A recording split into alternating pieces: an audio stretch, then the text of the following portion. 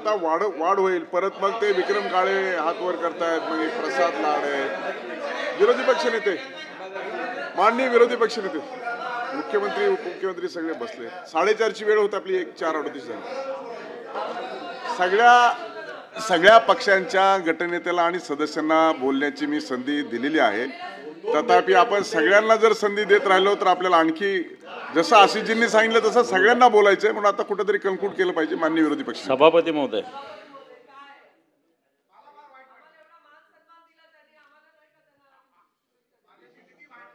लेखी पाठवा, लेखी. प्रसादला सगळ्यात जास्त वाईट वाटतंय.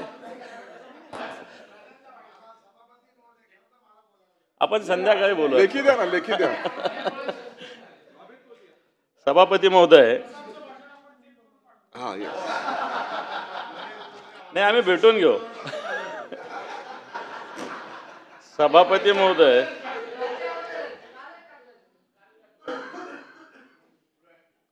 मी सगळ्यात आधी पूर्ण सभागृहाचं आणि सगळ्यात महत्त्वाचं माननीय मुख्यमंत्री देवेंद्रजी फडणवीस साहेब,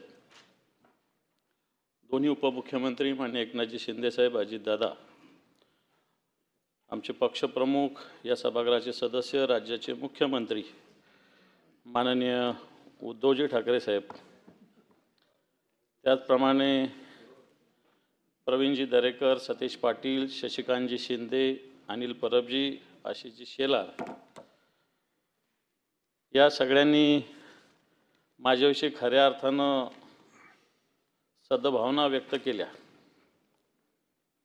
आणि 10वीला असताना अशा पद्धतीनं निरोप समारंभ झाला होता शाळेत. त्याच्यानंतर पहिल्यांदा असा निरोप समारंभ होत आहे. परंतु 10वीला असं झालं की निरोप समारंभ झाल्यावर पुन्हा त्याच कॉलेजला जावं लागलं. आणि त्याच्यामुळं मला असं वाटतं याची चिंता करायची गरज नाही. जसे देवेंद्रजी म्हटले होते मी पुन्हा येईन, तर मी सुद्धा पुन्हा येईल, त्याची चिंता करण्याची गरज नाही आहे. ते विचारू नका.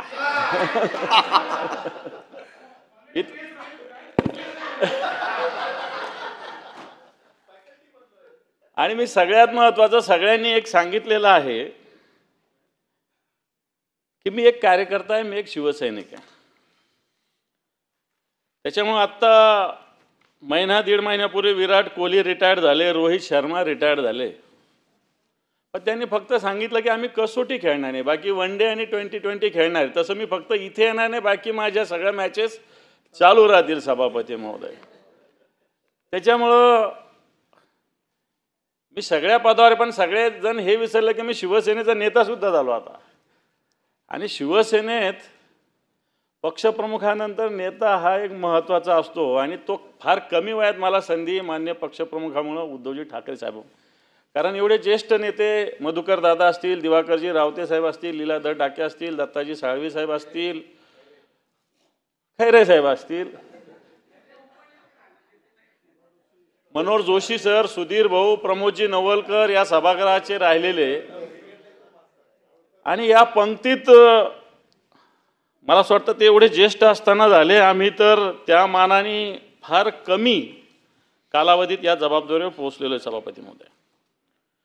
आणि त्याच्यामुळे सभापती महोदय, ज्या सद्भावना सगळ्यांनी व्यक्त केल्या, निश्चित मी मागच्या 30 वर्षापासून शिवसेनेचं काम करतो, 30 वर्ष झालेले आहे.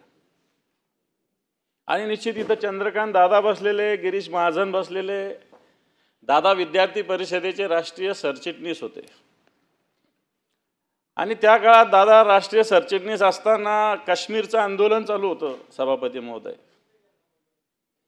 आणि दादांकडे त्याच एक वेगळी जबाबदारी होती. दादा एक साधं ट्राउझर शर्ट असं ढिला एकदम, गळ्यात शबनम पिशवी असं फिरत होते.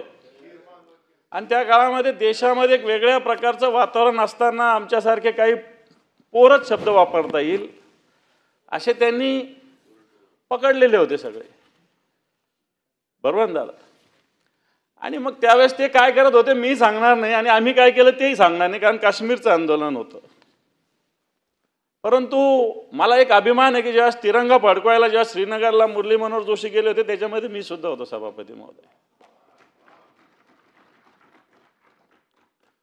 परंतु मूळ सगळ्यांनी सांगितलं मी भाजपचे एवढ्या वर्ष काम केलं, परंतु मूळ आता जर मी 30 वर्ष शिवसेनेचं काम केलं आणि 15 भाजपचं केलं तर 45 इथंच झाले. माझं वय 55 होतंय. परंतु मी एक 10व्या वर्षापासून संघाच्या शाखेशी संबंधित असलेलो आहे आणि त्याच्यामुळं बेसिक मी ते काम केलेलं आहे सभापती महोदय. आणि मला असं वाटत नाही की आमच्या जिल्ह्यात असो जिथं जिथं संघाने चांगलं काम केलं तिथं तिथं शिवसेना रुजलेली सभापती महोदय, कारण हिंदुत्वाचा विचार होता. आणि त्यावेळेची भाजपची विचारसरणी थोडीशी लोकांना अशी ॲग्रेसिव्ह वाटायची नाही. आणि मग जिथं जिथं संघाचा विचार होता तिथं तिथं शिवसेना नैसर्गिकरित्या रुजली सभापती महोदय. आणि मी शिवसेनेचं काम शिवसेना प्रमुख मान्य, कारण संभाजीनगर कसं आहे मला वाटतं सगळ्यांना माहिती आहे. एक कडवट त्या काळात एखाद्या हिंदूंना जगणं सुद्धा मुश्किल होतं त्या काळात. आणि मग त्या काळात शिवसेना प्रमुखाच्या विचाराने आम्ही संघटनेचं काम केलं. निश्चित अनेक केसेस झाल्या माझ्यावर, 2-3दा तडीपारीच्या ऑर्डर निघाल्या, पण गृहमंत्री चांगले होते. आताचे गृहमंत्री जसे होते तसे होते, त्यामुळे फार काही मला बाहेर जावं लागलं नाही. त्यास मग RR पाटील होते वगैरे वगैरे होते. परंतु त्यावेळेस असा काही विचार नव्हता करत की हा दुसऱ्या पक्षाचा आहे शिवसेनेचा आणि याला तडीपार केलं पाहिजे असं काही. त्यावेळेस RR पाटील होते. मला आठवतं की आमच्या तडीपारी त्यांनी सहज थांबवल्या होत्या. एकदा जळगावच्या शिबिरात मी होतो आणि गिरीश महाजन मी एका सतरंजीवर झोपलेलो आहे. तो युवा मोर्चाचं आम्ही काम करत होतो बरं का देवेंद्रजी.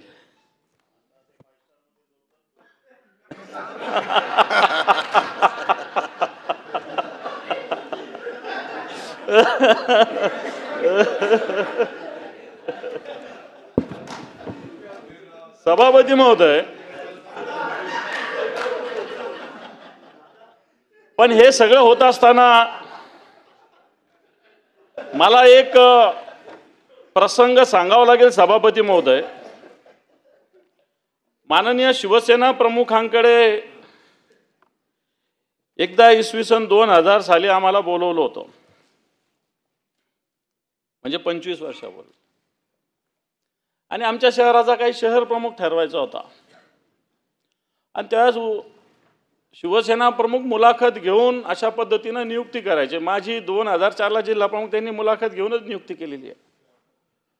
पण 2000चा प्रसंग मला आठवतो.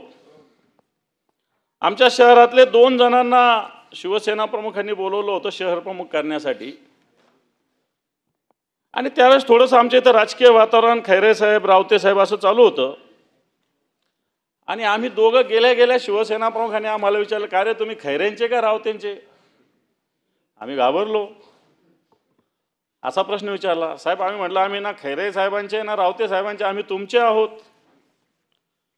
मला असं वाटतं बाळासाहेबांनी जे उत्तर त्यावेळेस दिलेलं ते आजही माझ्या हृदयावर माझ्या मनावर कोरलेलं आहे. शिवसेना प्रमुख मान्य बाळासाहेब ठाकरे असं म्हटले, माझे कशासाठी राहता? उद्या मी शिवसेना सोडली तर? मी शिवसेना सोडली तरी शिवसेना तुम्ही सोडू नका, तुम्ही शिवसेनेचे राहा, बाळासाहेब ठाकरेंचे सुद्धा राहू नका, हे बाळासाहेब आम्हाला बोलले होते. आणि मला असं वाटतं अशा पद्धतीनं निष्ठा ही बाळासाहेबांनी रुजवलेली आहे आणि या निष्ठेनं आम्ही काम करतोय. सभापती महोदय, निश्चित बऱ्याच जणांना वाटत असेल की आता सेंड ऑफ आहे, टर्म संपली म्हणून नाराजी वगैरे काय असायचं काही कारणच नाही आहे. कारण पहिल्या वेळेस मी निवडून येऊन आम्ही कधी विचार केला होता की अशा खुर्चीवर आम्हाला बसायला भेटणार आहे? आम्ही त्या हिंदुत्वाच्या विचारानं प्रेरित होऊन काम करणारे शिवसैनिक सगळे त्यावेळेस सगळ्या गोष्टी कराव्या लागल्या. पोलिसाशी संघर्ष करावा लागला, गुंडांशी 2 हात करावे लागले, दंगलीमध्ये भाग घ्यावा लागला आणि या सगळ्या गोष्टी त्या काळात झालेल्या. आणि तेव्हाच कोणी विचार केला होता की असं या ठिकाणी येऊन बसायला भेटेल? आणि म्हणून मला असं वाटतं त्यामुळं अजून तर माझे आता मुख्यमंत्री महोदयांनी सांगितलं अजून तर 44 दिवस आहे. 44 दिवसात तर दुनिया इकडची इकडे होऊ शकते हे मी तुम्हाला सांगतो.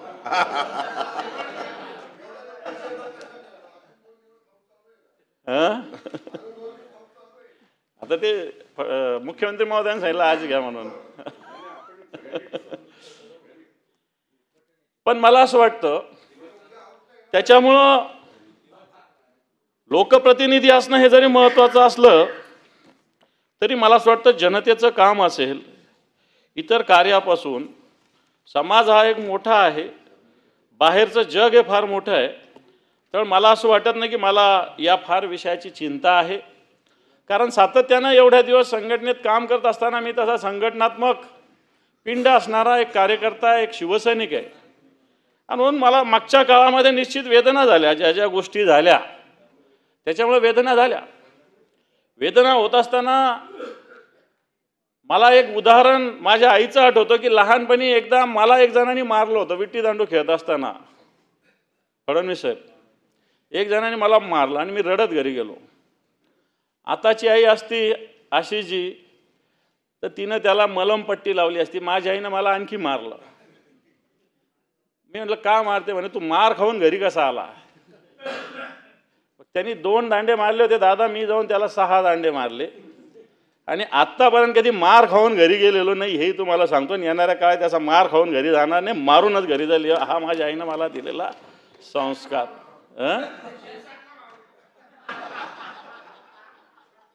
ते शिंदे साहेब बघतील.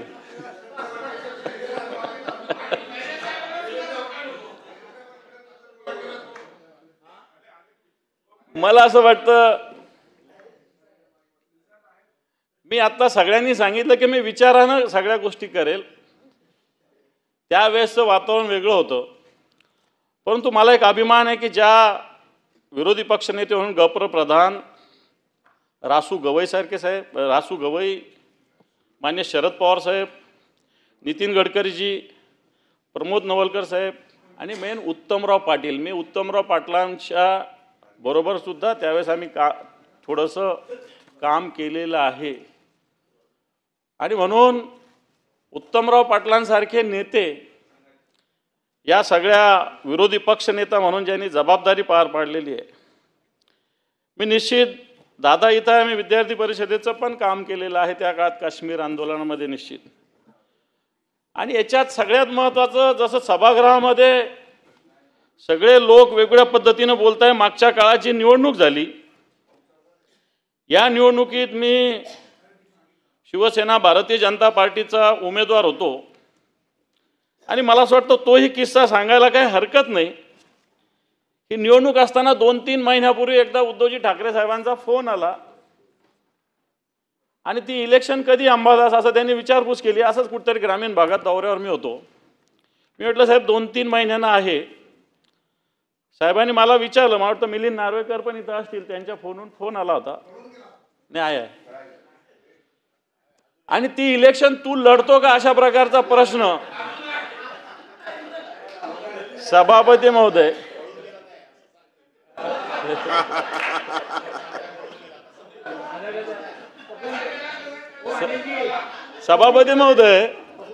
तर माननीय उद्धवजी ठाकरे साहेबांनी मला प्रश्न विचारला होता की ही इलेक्शन अंबादास तू लढतो का? तर मी म्हटलं नाही, मी नाही लढत इलेक्शन. म्हटलं का? तर म्हटलं थोडंसं टाईट पण आहे, बाकी स्थानिक स्वराज्य संस्थेत काय काय लागतंय सगळ्यांना माहिती आहे. बाकीच्या निवडणुका सोप्या असतात, पण स्थानिक स्वराज्य संस्थेच्या निवडणुकात काय काय लागतं हे सगळ्यांना माहिती आहे. साहेब मी काय हे करू शकत नाही. मग आपल्याला दुसरे आहेत का? मी 2-3 लोक घेऊन गेलो सभापती महोदय साहेबांकडे, त्यांना उमेदवार करा म्हणून. असे 2-3 लोक साहेबांकडे गेलो. साहेबांनी सगळ्यांच्या मुलाखती घेतल्या. सुभाष देसाई साहेब होते, सगळ्यांच्या मुलाखती घेतल्या इच्छुकांच्या, आणि मी सुद्धा दुसऱ्यांचे नाव सुचवले. आम्ही सगळे गेलो आणि घंट्याभरांनी साहेबांनी सुभाष देसाई साहेबांना फोन करायला लावला, वापस बोलवलं आणि मला सुभाष देसाई साहेबांनी सांगितलं की तुला निवडणूक लढायची. मी उमेदवारी दुसऱ्यांना देण्यासाठी साहेबांकडे घेऊन गेलो होतो. आणि म्हणून याचाच अर्थ की ज्या गोष्टी न सांगता पक्षांनी एवढ्या सगळ्या गोष्टी दिलेल्या असताना, आणि त्यावेळेस सगळ्यात महत्त्वाचं संभाजीनगरामध्ये दादा 624 मतं होते आणि तसे आमचे शिवसेना आणि भाजप 251च मतं होते 654 पैकी. फक्त 2 शक्य नव्हतं, आमच्याकडे मेजॉरिटी नव्हती. पण त्यावेळेस शिंदेसाहेब पण होते, त्यांच्याकडे काही जबाबदारी होती. सुभाष देसाई साहेबांकडे काही जबाबदारी होती. आमचे विनोद घोसाळकर साहेब होते. पण संभाजीनगरात मला त्यावेळेस 624 पैकी 511 मतं भेटले ते, 511, 82% मतं भेटले होते. आणि संभाजीनगर जिल्ह्यातला एकही मतदार कोणत्या का पक्षाचा असत नाही, कोणत्या का रिपाई असेल कोणता असेल, यांनी दुसऱ्याला मतदान नव्हतं केलं. मला सांगण्याचा मुद्दा हा की मला असं वाटतं सार्वजनिक जीवनात बाबूराव कुलकर्णी काँग्रेस,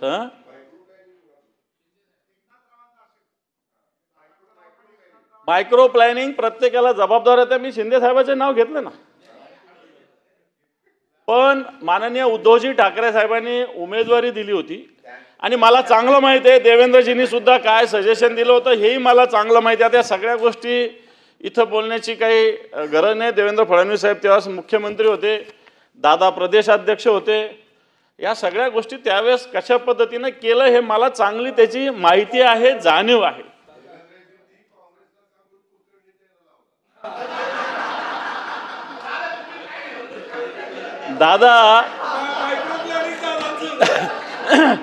दादांचे दुसऱ्या काँग्रेस बरोबर असलेले लोक सगळे घेऊन आलो होतो आम्ही, एक पण नव्हतं ठेवलं त्यांच्याकडे आम्ही. मला असं वाटतं आणि म्हणून या सगळ्या विषयामध्ये सांगण्याचा मुद्दा हा की माननीय शिवसेना प्रमुख बाळासाहेब ठाकरे यांचा जो विचार आहे संभाजीनगरमध्ये, मला असं वाटतं की हिंदुत्वाचा मुद्दा महत्त्वाचा राहत आलेला आहे. याला जुन्या सगळ्या परंपरा, जुन्या सगळ्या गोष्टी कारणीभूत आहे.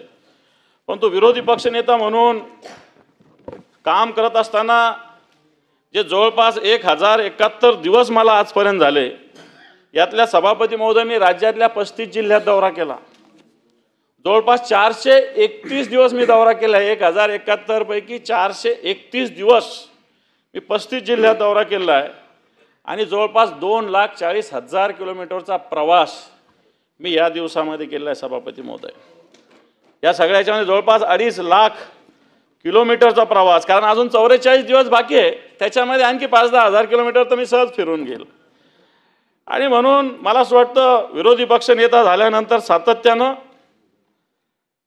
जे जे विषय घेता येईल, अर्ध्या रात्री आवाज आला, पक्षप्रमुखांचा आदेश येईल न येईल, काही ठिकाणी दुसऱ्या दिवशी रात्री काही घटना घडल्या, दुसऱ्या दिवशी साहेबांचा फोन आला तर त्या दिवशी मी त्या ठिकाणी पोहोचलेलो असायचं. अशा पद्धतीनं काम करण्याचा प्रयत्न झाला.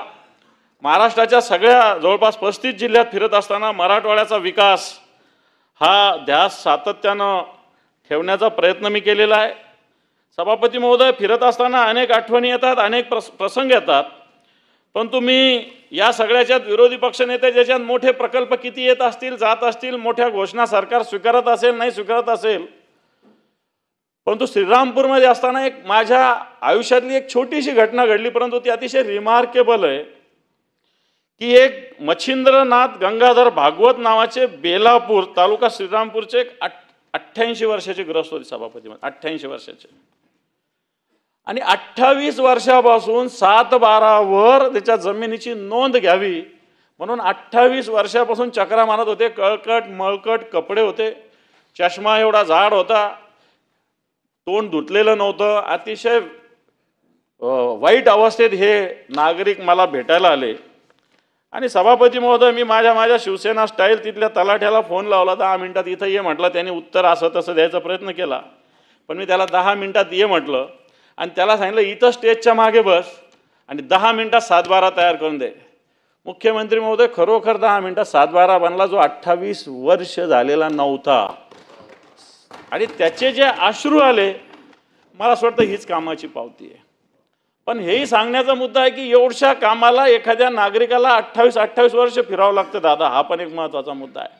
छोटासा विषय 7/12 नोंद करण्याची, पण 28 वर्ष फक्त तलाठ्याला बोलवलं. आता बरेच काय प्रति तलाठी असतात, लॅपटॉप सोबत असतात. मी त्याला म्हणलं इथून स्टेजवरून तू उठायचं नाही, तो 7/12 तयार केल्याशिवाय. आणि सभापतीमध्ये त्यांनी खरोखर 10 मिनिटात 7/12 बनवून दिला मला. ज्या गोष्टीसाठी 28 वर्ष एक नागरिक फिरत होता. सांगण्याचा मुद्दा हा की लोकांचे छोटे छोटे प्रश्न असतात, पण सोडवण्यासाठी एक प्रामाणिकता आवश्यक असते. आणि मला असं वाटतं ज्या पद्धतीनं एक प्रशासनाने काम करण्याची आवश्यकता असते, वाटतं ती करण्याची गरज या निमित्तानं आहे. सभापती महोदय, माननीय मुख्यमंत्र्यांनी सद्भावना व्यक्त केल्या. सावरकर भक्त, मी सावरकर भक्त असल्याचा मला सार्थ अभिमान आहे. रक्ताने सह्या केल्यात सभापती महोदय. आम्ही सावरकरांसाठी आम्ही रक्ताने सह्या केल्या होत्या आणि अजून सावरकरांसाठी रक्त सांडण्याची गरज पडली तर ती सुद्धा सांडण्याची आमची तयारी आहे. सावरकरांच्या बाबतीत कोणत्याही प्रकारचं सभापती महोदय, संभाजीनगरात वंदे मातरम सभागृह आहे. आता सकाळी दादांना मी त्या विषयावर बोललो. 1982ला राष्ट्रपती ग्यानी झैलसिंग आले होते. त्यांनी तिथं कोनशिला रचली होती. मराठवाडा मुक्ती संग्रामाचं आंदोलन त्या जागेवरून सुरू झालं होतं. त्यावेळेस तिरंगा फडकवायला बंदी होती संभाजीनगरात, पण गोविंदभाई श्रॉफच्या नेतृत्वाखाली जवळपास 32 ठिकाणी संभाजीनगरात तिरंगा फडकवला गेला. अशी ती जागा आहे दादा वंदे मातरम सभागृह.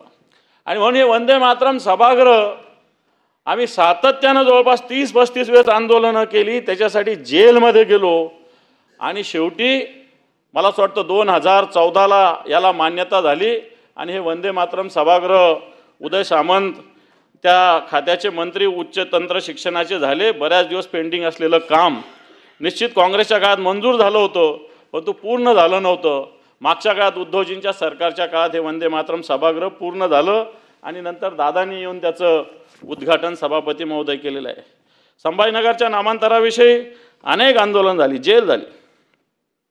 9 मे 1988ला संभाजीनगरला शिवसेना प्रमुख मान्य बाळासाहेब ठाकरे यांनी संभाजीनगर औरंगाबाद नाव संपवून संभाजीनगर नामांतरण औरंगाबादचं केलं. 9 मे 1988. आणि या 9 मे 1988 पासून शिवसेना प्रमुखांनी जे नाव जे संभाजीनगरला दिलं, निश्चित उद्धवजींची कॅबिनेटमध्ये याला मान्यता मिळाली. नंतर तुम्ही छत्रपती संभाजीनगर केलं असेल, काही हरकत नाही, परंतु आमच्या दृष्टीनं या शहराचं नाव, जिल्ह्याचं नाव संभाजीनगर झालं हे सगळ्यात महत्त्वाचं आहे. आणि याची मुहूर्तमेढ शिवसेना प्रमुख मान्य बाळासाहेब ठाकरे यांनी 9 मे 1988ला रोवलेली सभापती महोदय.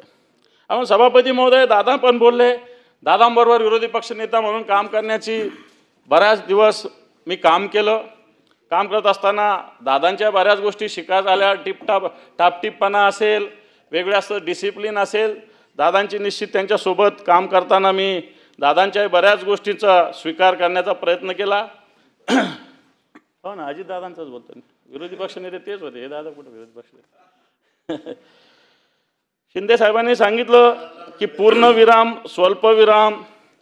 स्वल्पविरामच हा, पूर्णविराम तर काही होणार नाही. पूर्णविराम अजून याला वेळ आहे, त्याच्यामुळे निश्चित हा स्वल्पविरामच राहील. आणि सगळ्यात महत्त्वाचं मान्य उद्धवजी ठाकरे साहेबांनी ज्या विषय ज्या भूमिका, खरं तर ते आमचे कुटुंब प्रमुख आहेत, आमचे पालक आहे, आणि म्हणून त्यांनी ज्या पद्धतीनं भूमिका आणि भावना व्यक्त केली ही सुद्धा महत्त्वाची. निश्चित ज्यावेळेस मी विरोधी पक्षनेता झालो तेव्हा ते ग्रामीण भागाला सर्वसामान्य शिवसैनिक, जिल्हा स्तरावर काम करणारा शिवसैनिक, राज्य स्तरावर असा काम करू शकेल का नाही शकेल हे पक्ष नेतृत्वाच्या मनात शंका निर्माण होऊ शकते. आणि निश्चित ही झाली असेल नसेल मला माहिती नाही, पण तो असं असताना मोठ्या विश्वासानं त्यांनी जबाबदारी माझ्याकडं दिलेली होती. आणि मी आक्रमक राहिलो, पण आक्रस्ताळेपणा कधी केला नाही. सगळ्यांनी कबूल केलं. कोणावरही व्यक्तीवर टीका टिप्पणी करण्याचा मी प्रयत्न कधीच केलेला नाही. विचार म्हणून, तत्व म्हणून निश्चित विरोध केला असेल, कोणत्याही मंत्र्याला केला असेल, त्याच्यात काही वावगा असायचं काही कारण नाही. शेवटी माझी जबाबदारी, मी या खुर्चीवर बसलो तर ती माझी जबाबदारी विरोधी पक्षनेता होणं. नाही तर विरोधी पक्षनेता आणि सत्ताधारी सगळेच सोबत राहिले तर त्याच्यात मजा काय येणार आहे. आणि म्हणून तत्व आणि विचार म्हणून मग कोणावरही असेल, मुख्यमंत्र्यावर असेल, उपमुख्यमंत्र्यावर असेल किंवा एखाद्या कोणत्याही मंत्र्यावर असेल, निश्चित. आणि मला हेही कबूल करावं लागेल की प्रत्येक गोष्टीमध्ये सरकारने, विरोधी पक्षांनी मांडलेली भूमिका स्वीकारलेली आहे. गणवेशाचा विषय मी सातत्यानं मांडला होता.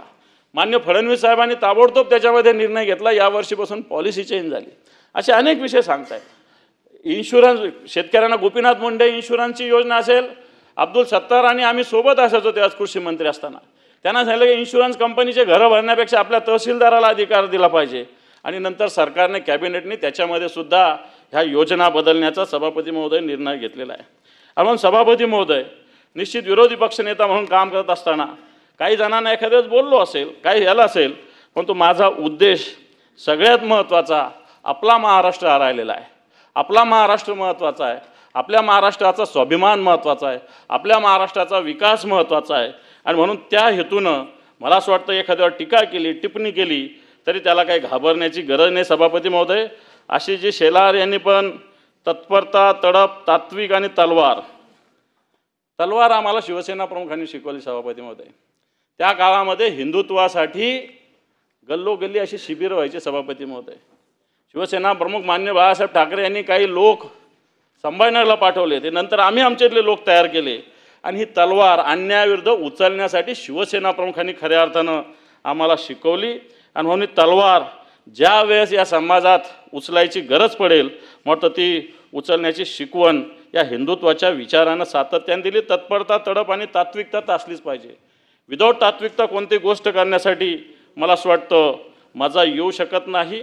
आणि म्हणून आज विरोधी पक्षनेता म्हणून तुम्ही निरोप देत असताना अजून माझा निश्चित 1-1.5 महिन्याचा कालावधी आहेच, परंतु निश्चित या सभागृहाने खालच्या सगळ्या मंत्र्यांनी सुद्धा निश्चित सहकार्य केलेलं आहे.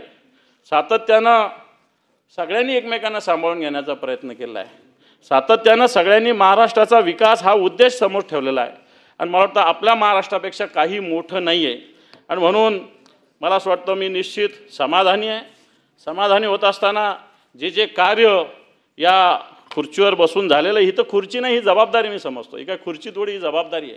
आणि म्हणून जे कार्य झालेलं आहे ते निश्चित एका या महाराष्ट्राच्या हिताच्या विचारानं, शिवसेना प्रमुखाच्या विचारानं सगळं पूर्ण झालेलं असं मला वाटतं. हो. आणि म्हणून सभापती महोदय, सातत्यानं आधी रामराजे निंबाळकर आपल्यामध्ये सदस्य म्हणून, सभापती म्हणून होते, निलमताई होत्या. आम्ही नवीन सदस्य असतानाही सातत्याने आम्हाला वेगवेगळ्या भूमिका मांडण्यासाठी संधी दिली, वेगवेगळे विषय मांडण्यासाठी त्यांनी संधी उपलब्ध केली.